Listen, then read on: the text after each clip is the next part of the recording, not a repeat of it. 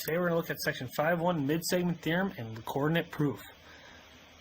Today we're going to mostly focus on the mid-segment theorem, as this will help us solve various other problems and help us with the understanding of our mid-segments. So mid-segment is a segment that connects 2 points of any 2 sides.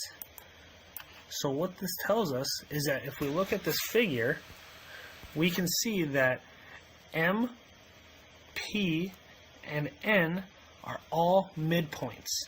We know this by looking at the tick marks.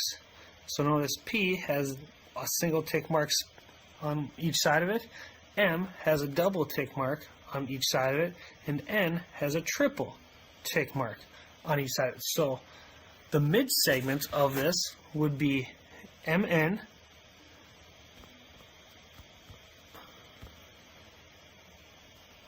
MP, and NP. Those would be the mid-segments of this figure because they connect midpoints of the triangle. So the mid-segment theorem. The mid-segment theorem says the segment connecting the midpoints of 2 sides of a triangle is parallel to the third side and is half as long as that side. So they're showing that with D and E being midpoints because of the tick marks, we can see their midpoints. So it's splitting a side in half. That the side DE is parallel to AC and it is half as long. Okay, half as long. So DE is equal to 1/2 AC, or we could say 2 DEs is equal to 1 AC, just doubling both sides. Okay, so both of those equations will come in handy.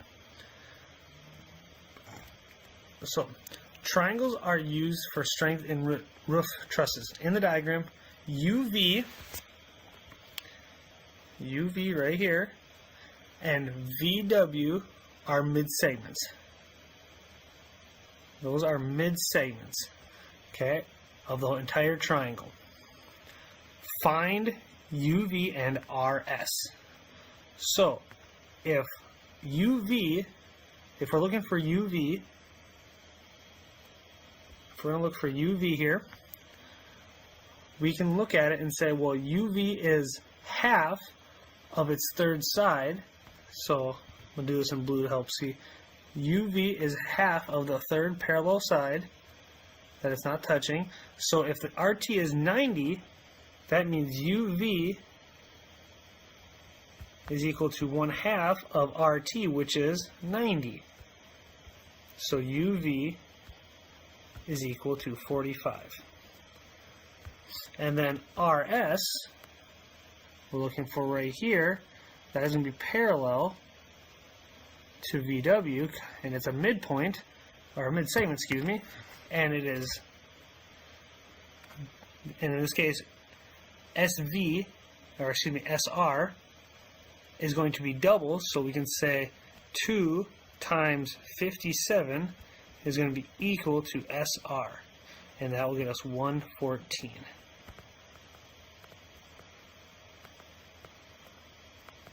So there we go. Okay, so those 2 equations from the mid-segment theorem that I provided will get you through.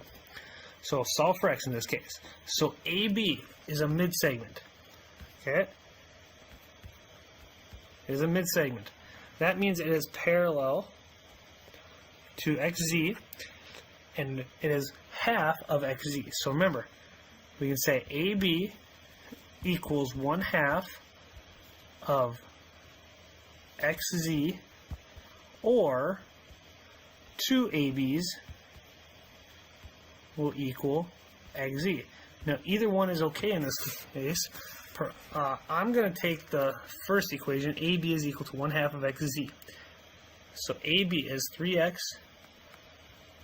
minus 1 is equal to 1/2 times 34. And there we go. So now I have my equation. I just have to do a little bit of algebra.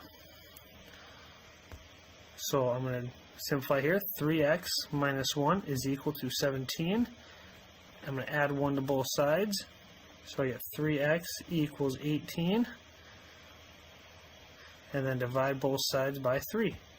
So x is equal to 6.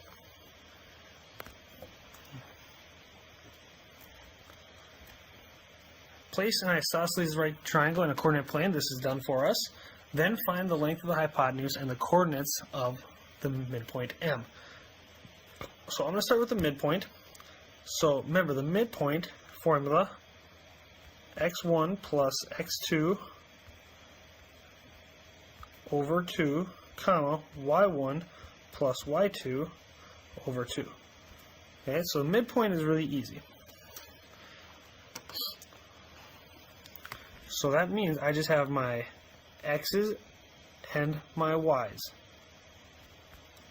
So we get k plus 0 divided by 2, comma, 0 plus k divided by 2. And that just simplifies down to k plus k is k, or k plus 0, excuse me, is k. And then I'm left with k over 2, comma, and then 0 plus k is also k, and that's just over 2. And I can't simplify anymore, so there's my midpoint.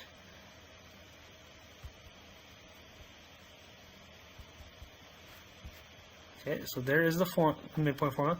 So now I'm going to do the distance formula. So d is equal to the square root of k minus 0 squared plus 0 minus k squared. So I get the square root of k squared plus negative k squared. And that just simplifies down to positive k because it's going to be squared. So I'm going to erase that. Okay. Because remember, negative k squared was equal, well, it's getting kind of sloppy here.